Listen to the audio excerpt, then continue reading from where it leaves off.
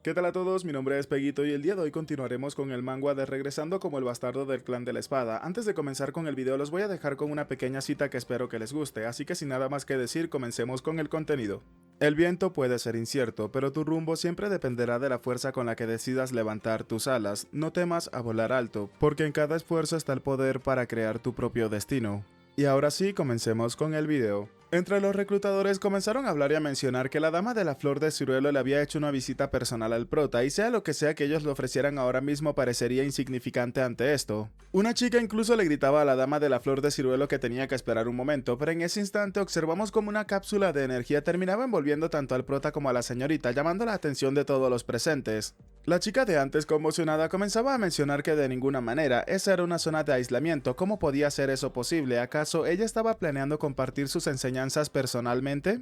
Cambiamos de escena y ahora nos encontramos en el interior de la zona de aislamiento, donde el prota se encontraba algo confundido por lo que acababa de suceder.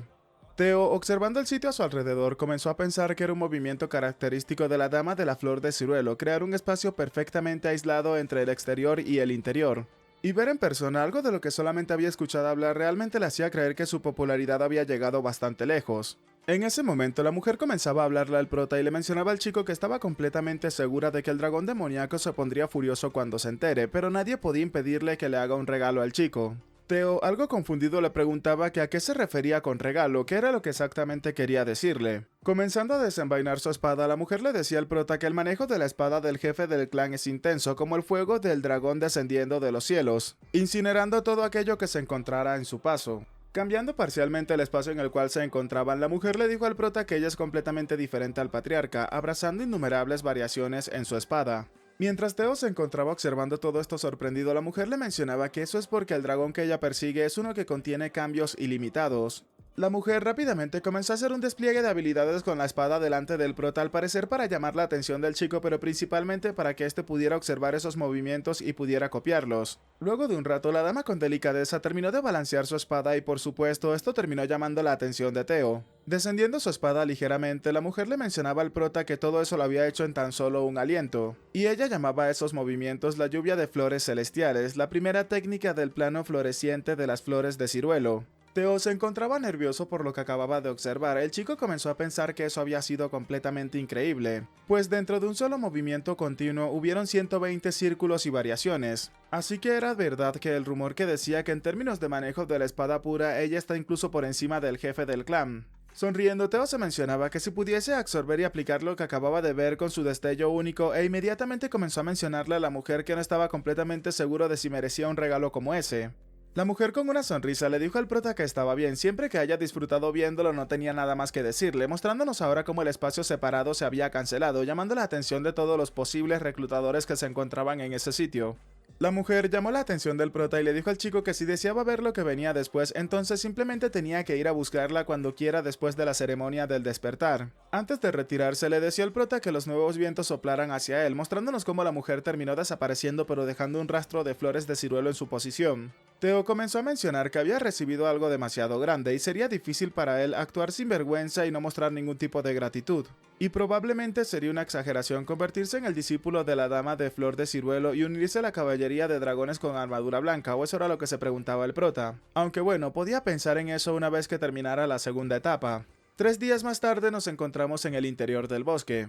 Ahora sí estamos exactamente en las montañas de invierno, cerca de la Gran Muralla del Norte. Y exactamente el día en el cual se llevaría a cabo la segunda etapa de la ceremonia del despertar.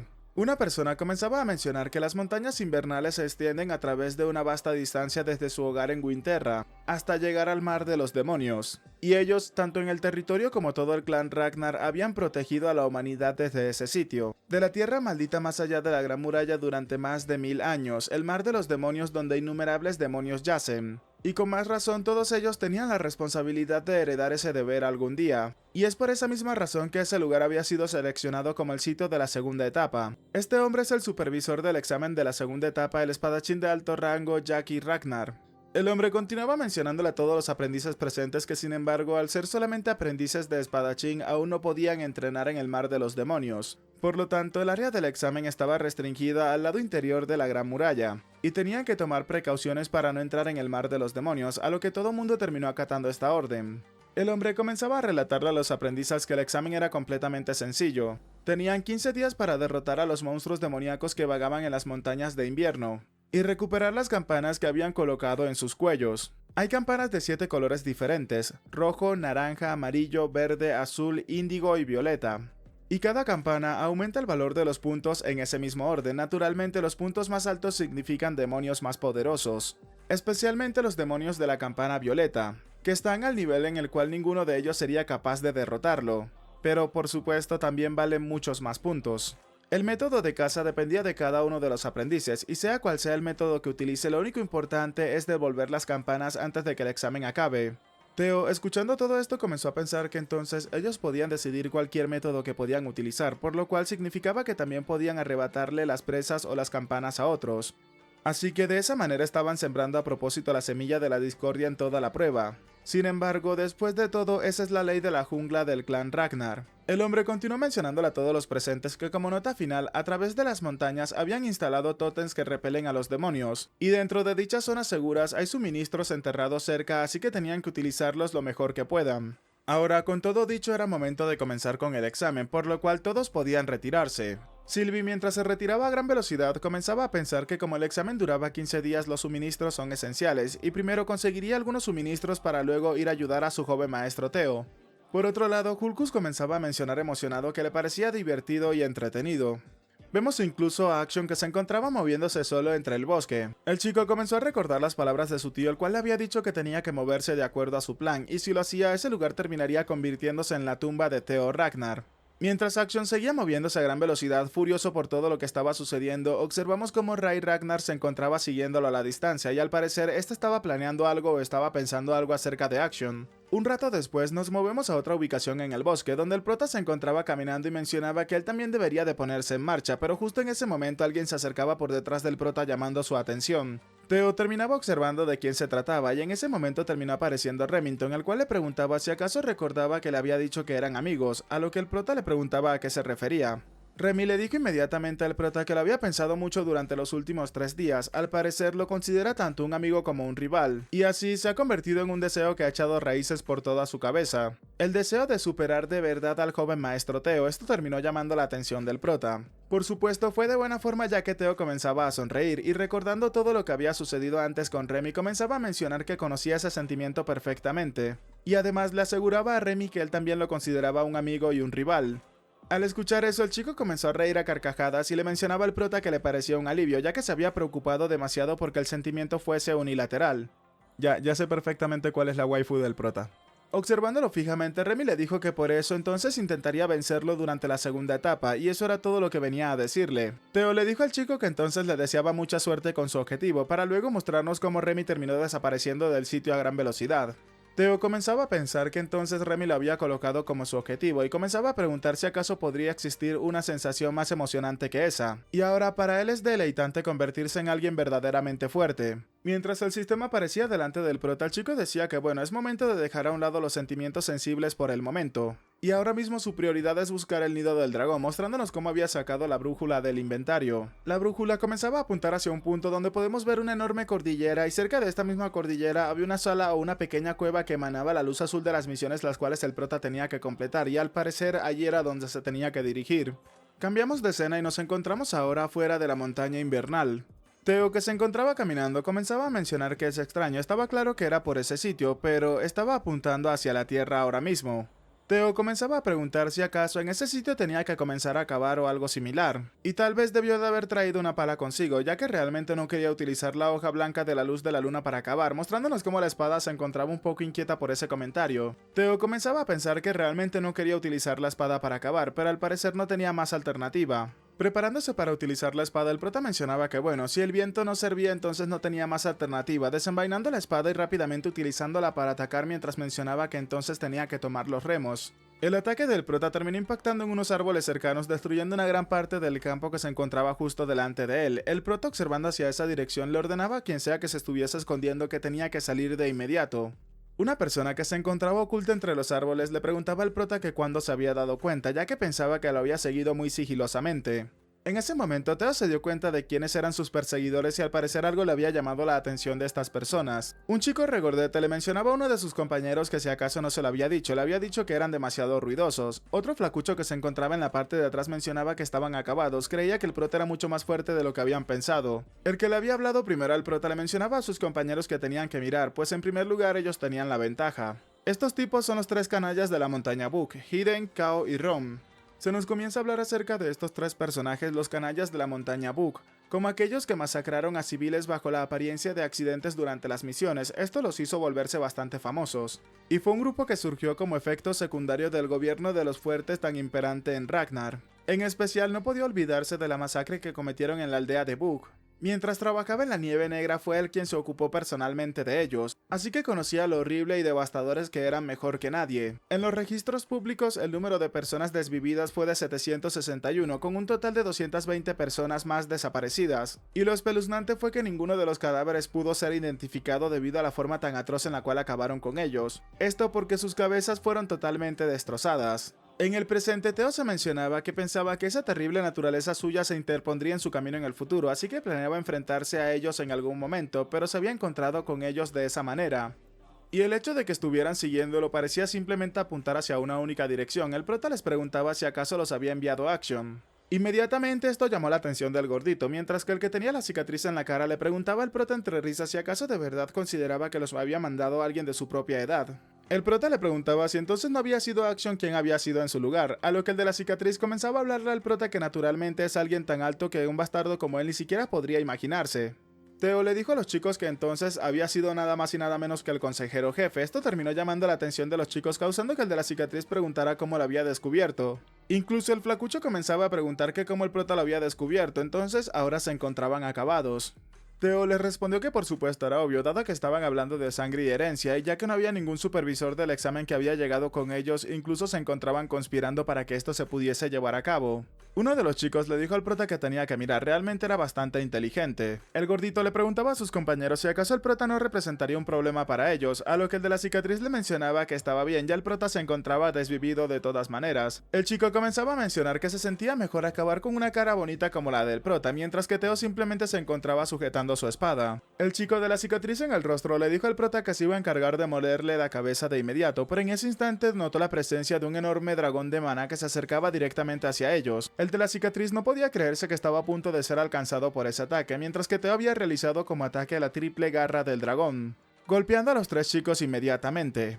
Teo, luego de haber realizado aquel ataque, le dijo a los chicos que él no quería llegar a ser como ellos, mostrándonos cómo los tres habían sido decapitados inmediatamente, así que haría lo contrario y solamente quedarían sus cabezas como rastro de su existencia. Luego de eso, Teo comenzaba a mencionar que no habían dado demasiados problemas, y tal vez era porque a esa altura todavía eran demasiado jóvenes.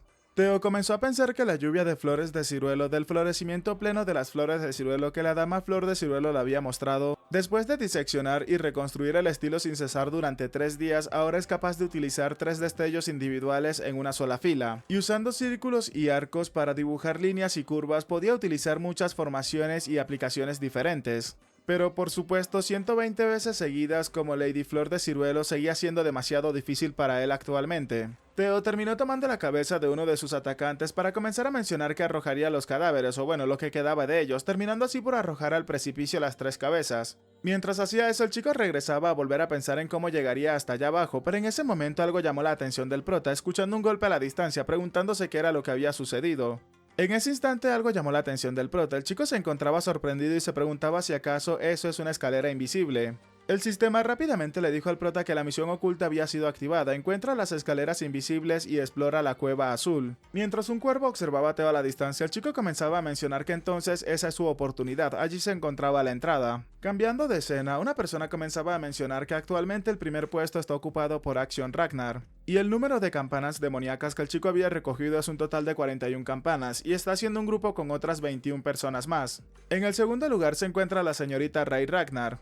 El dragón demoníaco se encontraba preguntando que cómo le estaba yendo a Teo Ragnar, a lo que el informante comenzaba a mencionar que pues acerca de Teo Ragnar actualmente tiene 0 campanas demoníacas y tampoco tiene a nadie trabajando junto a este. El dragón demoníaco, algo confundido, preguntaba qué era lo que estaba sucediendo. El guardia comenzaba a relatar que estaban asumiendo que el prota se estaba moviendo silenciosamente o estaba tendiendo una emboscada. La dama Flor de Ciruelo comenzaba a mencionar que sí, esa puede ser una suposición, preguntando si acaso estaba diciendo que ningún examinador lo había confirmado todavía, a lo que el guardia dijo que ese era el caso, nadie sabía exactamente qué era lo que estaba haciendo el prota. El dragón anciano comenzaba a decirle a todos que no había regla de que porque haya mostrado un excelente rendimiento durante la primera fase, estaba garantizado que haga lo mismo durante la segunda, y puede que el corazón del prota no estuviese preparado para batallas reales, y sobre todo porque es un hijo ilegítimo, aunque en esta parte diga hijo natural. El hombre entre risas comenzaba a pensar que al parecer esos sinvergüenzas habían hecho el trabajo mejor de lo que había esperado. El tío de Action le preguntaba al consejero en jefe que si acaso quizás él tenía algo que ver en toda esa situación. El hombre, utilizando la telepatía, le respondió que por supuesto no se lo había dicho de antemano, pero bueno, como podía ver, las cosas habían salido bien después de todo, así que no tenía nada de qué preocuparse, causando que el tío de Action se sorprendiera por estas palabras. El hombre, furioso porque querían ser ellos los que acabaran con el prota, comenzaba a pensar que ese viejo loco había actuado sin su permiso. El tío de Action comenzaba a pensar que después de que el Palacio Camellia fuera tomado, había aprovechado la oportunidad para mirar a través del Palacio de la Rosa, sin embargo no importaba hacia dónde miraba no podía encontrar la reliquia del dragón primordial. Y la pista sobre la reliquia del Palacio de la Rosa definitivamente estaba en manos de ese chico, Theo Ragnar. Por esa misma razón tenían que acabar con el prota después de obtener la pista que se encontraba en él. El hombre terminaba observando a uno de sus asistentes que se encontraba en la habitación y por telepatía le decía a este que tenía que informarle a Action de lo que estaba sucediendo y que tenía que darse prisa. La dama de la Flor de Ciruelo comenzaba a pensar que el consejero en jefe y el director de la central de inteligencia estaban tramando algo, tenían que establecer algunas precauciones también. Pero en ese momento el capitán de los dragones de armadura blanca le respondió a la mujer que no. Algo furioso comenzaba a mencionar que Theo no es alguien que se derrumbe por algo como eso, y él debe de tener sus propias circunstancias. Por esa misma razón no necesitaban llegar al extremo de tener que interferir en la prueba para tratar de ayudarlo, y además, no podía ignorar el hecho de que ella haya conocido a Theo sin su consentimiento. La mujer preguntaba si acaso no estaba bien si a Theo le parecía bien. Cambiando de escena, observamos fijamente a una calavera y nos damos cuenta de dónde se encontraba el prota ahora mismo. Estaba en una cueva la cual tenía múltiples cadáveres que al parecer se encontraban fusionados con las paredes. Theo, que comenzaba a caminar, comenzaba a mencionarse que entonces ahí también tienen una trampa de ataque mental bastante fuerte y la mayoría de la gente tendría un colapso y se vería atrapada por la trampa. Sin embargo, eso no es nada después de haber pasado la prueba de la hoja blanca de la luz de la luna. Y más importante, nunca llegó a pensar que ese sitio era donde la brújula se encontraba apuntando. Theo, luego de tocar la pared, terminó utilizando su maná para así expandir aún más sus sentidos por toda la cueva. El sistema mostraba la siguiente información: divinidad, tipo habilidad especial, efecto, mejora corporal de 1.5 segundos. De recuperación del poder mágico, puede expandir los sentidos a través del maná. Theo, mientras seguía caminando, comenzaba a pensar que estaba bien, entonces iba en la dirección correcta. Emocionado, Theo comenzaba a pensar que esa es la guarida de las crías, y dentro de 10 años la nube negra acabaría con la cría y terminaría descubriendo el objeto legendario. Ahora, delante de esa enorme puerta, el prota se disculpaba con la nieve negra, pero él sería el que se lo llevaría primero en esta oportunidad, el grimorio de Amon. Pero algo estaba ocurriendo, ya que podemos ver que un dragón al parecer se había despertado luego de que el prota dijera estas palabras. Luego de haber entrado a aquel sitio, Theo se encontraba sorprendido, comenzaba a mencionar que no se lo podía creer, este lugar no es la guarida de una cría después de todo. Observando a un gigantesco dragón que se encontraba sobre montañas de riquezas, el prota comenzaba a mencionar que en cambio es el nido de un verdadero dragón antiguo. Y por supuesto, aquella gigantesca criatura se encontraba durmiendo sobre todas sus riquezas. Theo comenzó a pensar que todo eso es un predicamento, tenía que olvidarse del grimorio y continuaba pensando que enfrentar a un dragón así era una muerte segura. Además, ¿por qué había una criatura así en el lugar de una cría? ¿Qué era lo que estaba sucediendo? ¿Acaso la nube negra difundió información errónea a propósito o es porque había llegado 3 años antes? Y en cualquier caso eso se encontraba fuera de sus cálculos, ahora mismo tenía que escapar de inmediato. Y es una pena, pero tendría que volver más tarde, más cerca cuando se suponía que la nube negra terminaría descubriéndolo, pero de lo que no se había dado cuenta Theo era que el dragón ahora mismo había despertado y se encontraba observándolo. En ese instante el prota terminó sintiendo algo y volteó apresuradamente a observar al dragón, dándose cuenta de que la criatura en ese momento estaba mirándolo fijamente. El dragón comenzó a relatarle a Theo que hacía mucho tiempo que un elegido no llegaba hasta ese lugar, siendo este el dragón anciano Lorbrok. El dragón terminó presentándose ante el prota y comenzaba a mencionarle al chico que él es el amo de las montañas invernales, y él es al cual los Ragnar terminan llamando el dragón guardián. El prota se encontraba conmocionado y se preguntaba si acaso de verdad ese dragón es Lorbrok. El chico apresuradamente terminó colocándose de rodillas ante el dragón y le mencionaba a este que era un honor conocer al gran ancestro. El dragón, algo confundido, le preguntaba al prota que a qué se refería con ancestro. Algo confundido, el prota le preguntaba al dragón si acaso no es la pareja de su progenitor, el señor Sigurd, y la madre del segundo jefe del clan, el señor Freelade. Al escuchar eso, el dragón se encontraba un poco confundido y comenzaba a mencionar a insultar a Freelade, mencionando que ese maldito patán por eso había difundido semejantes disparates. El dragón le dijo al prota que si bien es cierto que Sigurd y él se llamaban al uno al otro con otro significado, era un término de respeto para un compañero con el cual había hecho un pacto de unión espiritual, y por supuesto que no había ningún tipo de sentimientos románticos entre ellos. Y además, ¿cómo podría un dragón y un humano emparejarse? ¿Cómo era posible algo como eso? Theo le preguntaba al dragón si entonces eso significaba que los cuentos de la sangre de dragón en su linaje es totalmente una propaganda, a lo que el dragón le respondió al chico que no era del todo cierto, pues a través del pacto formado con Sigurd terminó compartiendo con él su sangre de dragón. Theo le preguntaba al dragón si entonces los Ragnar, a lo que el dragón terminaba interrumpiendo al chico y le mencionaba que tenía que dejar los cumplidos a un lado, y comenzaría inmediatamente su deber como dragón guardián del elegido. Y él, Lorbrok, de acuerdo con el pacto primordial, le concedería al elegido que haya superado la prueba la oportunidad de hacerle 3 preguntas. Esto por supuesto llamó la atención del prota. Theo, emocionado, comenzaba a pensar que menos mal, en vez de combatir podía hacer preguntas, y era su meta estar en la cima del clan Ragnar. Por supuesto, para lograrlo necesitaba familiarizarse inmediatamente con todo su clan, y aprovechar esa oportunidad para obtener toda la información posible que pueda conseguir. Por otro lado, observamos cómo Axion se encontraba acabando con una criatura utilizando una habilidad que tiene por nombre Grito del Dragón del Cielo. Acabando con aquel demonio rápidamente, observamos cómo la criatura dejaba caer una campana en el momento en el que quedaba completamente desvivida. Axion, que se acercaba a recoger la campana, comenzaba a mencionar que ahora con esa tiene un total de 57 campanas. Comenzó a preguntarle a sus seguidores si acaso había alguna novedad acerca de Theo Ragnar, a lo que comenzaron a responderle que todavía no había noticias sobre el chico y debe de estar escondiéndose en alguna parte. Uno de los seguidores de Axion, muy confiado, comenzaba a preguntar si acaso el prota se había asustado tanto de tener que enfrentarse a demonios. Este chico literalmente nos lo presentan como uno de los lacayos de Axion, Orien Grander. El chico impresionado comenzaba a pensar que había derrotado a un demonio de tan alta clase tan fácilmente. Axion es excepcional más allá de toda lógica. Y por supuesto tenía que permanecer en su gracia o a su favor cueste lo que le cueste. El chico comenzaba a decirle a Axion que puede que el prota se haya vuelto más fuerte pero seguía siendo un imbécil durante tanto tiempo, y en ese instante se dio cuenta de que Axion lo había tomado por el cuello. El chico se encontraba ahora quedándose sin aliento. Axion, que se encontraba ahora levantando a su lacayo del suelo, comenzaba a mencionarle que suponía que no lo sabía ya que nunca antes había sido fuerte. Le preguntaba si acaso alguna vez le había visto tenerle miedo a alguien. Una vez que se tiene poder no hay nada a qué temer. Furioso, Axion le mencionaba que el prota claramente se encontraba tramando algo, mientras que el chico le mencionaba a duras penas que lo podía entender y terminaba disculpándose con este inmediatamente. Otro lacayo terminaba acercándose a Axion y se disculpaba con este, mencionándole que había llegado un mensaje del director del clan de inteligencia, y el hombre le informaba a su sobrino en el mensaje que ejecutara rápidamente el plan para que todo esto pueda terminarse de una buena vez. Dejando caer a su otro lacayo en el suelo, Axion le mencionaba al informante que tenía que decirle que lo podía entender y no tenían que apresurarlo, ya que en ese sitio no había nadie que quisiera acabar más con el prota que él, y por supuesto acabaría con Theo Ragnar en el momento en el que se deje ver. Cambiando de escena, observamos al prota que se encontraba pensando un poco preocupado. El chico comenzaba a mencionarle al dragón que estaba listo para hacer su primera pregunta. El dragón, que se había cansado de esperar al prota durante tanto tiempo, comenzaba a mencionarle a este que finalmente se había aburrido de tanto estar esperando. Inmediatamente le preguntó al prota que entonces qué era lo que quería saber, a lo que Theo le preguntaba que cuál es la razón por la cual se encuentra en ese sitio. El dragón, dándose cuenta de las intenciones del prota, comenzaba a mencionarle que es una pregunta fundamental diseñada para descubrir la mayor cantidad de información de fondo posible, por lo cual consideraba que esa era una buena pregunta. El dragón comenzaba a relatarle al prota que la razón por la cual reside ahí, esto terminó llamando la atención del chico inmediatamente. Lorbrok le dijo al prota que eso es debido a un monstruo que existe más allá del mar de los demonios en el borde mismo del mundo, y es conocido como el Soberano sin nombre.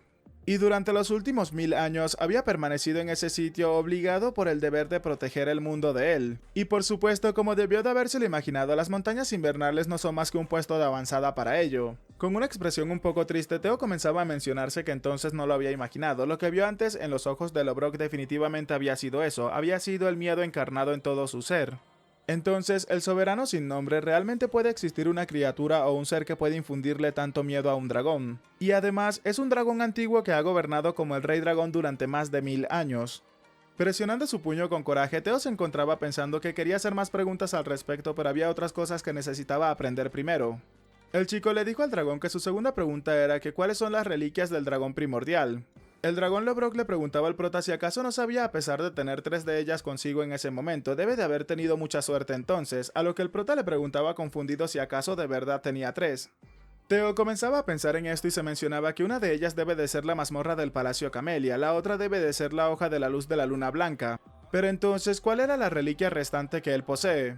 Lobrock comenzó a mencionarle al prota que las reliquias del dragón primordial son una respuesta en contra del soberano sin nombre. Y el dragón primordial Fafnir las había creado. Terminó dividiendo su alma en 31 fragmentos para así poder protegerlos a todos ustedes humanos. Y las reliquias no tienen una forma común que compartan, por lo cual pueden ser objetos o experiencias de todo tipo. O inclusive extraños fenómenos paranormales o que no se puedan explicar. Esto por supuesto terminó llamando la atención de Teo. Al escuchar eso, el chico comenzaba a pensar que entonces lo podía comprender. La tercera reliquia que él posee es esa. Ese fenómeno en el cual había viajado 10 años en el pasado acompañado de un sistema extraño. Pero el prota simplemente lo describe como la regresión. Y en otras palabras, entrando en razón, el prota se mencionaba que la tercera reliquia es él mismo. Y ahora mismo todo tenía sentido si es una autoridad creada por el dragón primordial Fafnir. Pero eso le parecía bastante extraño, ya que cada reliquia tiene un dragón protegiéndola y sin embargo no había nada de eso en su regresión. ¿Acaso podía ser? Y esto terminó llamando la atención del prota. Teo inmediatamente le mencionaba al dragón que tenía su última pregunta final para hacerle. El chico le preguntó directamente a Lobrock por qué él había sido el elegido. Teo, desconcertado, se preguntaba si acaso había sido el elegido para enfrentarse al soberano sin nombre, pero ¿por qué un inútil sin talento como él? Lobrock, observando al chico, le mencionaba que pensaba que su pregunta debía de ser respondida con otra pregunta, a lo que el prota le preguntaba de qué se encontraba hablando. Lobrock le preguntaba al prota si acaso consideraba que él había sido el único que había sido especialmente elegido, comentario que terminó llamando la atención del prota. Fuera de sí mismo, Teo se preguntaba si entonces él no fue el único que fue elegido por las reliquias. Analizando la situación, el prota comenzaba a pensar en Ed, en Kirson, en el dragón negro. Todos ellos sabían de las reliquias y estaban tratando de recolectarlas. Y si ellos también fueron elegidos por las reliquias, entonces también podría estar viendo mensajes como él. O incluso también podrían ser regresores en esta vida. Teo continuaba pensando que se había acercado un paso más a la verdad del mundo, pero eso solamente complicaba aún más las cosas. El soberano sin nombre, un ser incluso al cual un dragón antiguo le teme, así como la posibilidad de que existan otros regresores. Lobrock le dijo al prota que bueno, con eso estaba todo terminado y ya había respondido a sus 3 preguntas. Ahora que la misión se había completado, era momento de que el prota recibiera su recompensa. Teo, dejando todas las conspiraciones a un lado, comenzaba a pensar que era cierto, había llegado a ese sitio para adquirir el grimorio de Amon.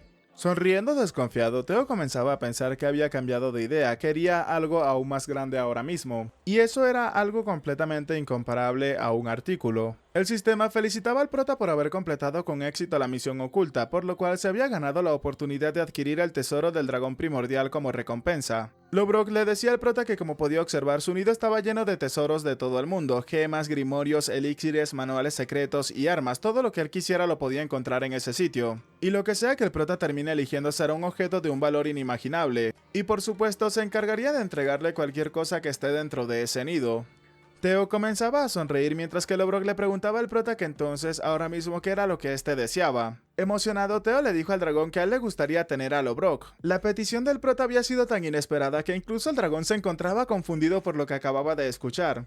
Bueno chicos, espero que les haya gustado este video. Recuerden dejar su manito arriba, comentar y compartir para llegar a muchas más personas y así poder hacer crecer aún más esta comunidad. Si quieren aparecer en los saludos del próximo video, por favor háganmelo saber dejando en los comentarios la palabra riqueza.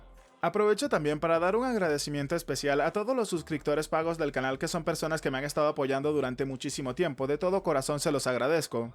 Y ahora sin nada más que decirles, espero gocen de un excelente día, tarde, noche, de una muy buena salud, que quieran y cuiden mucho a sus familiares y nos vemos en el próximo video. Chao chao.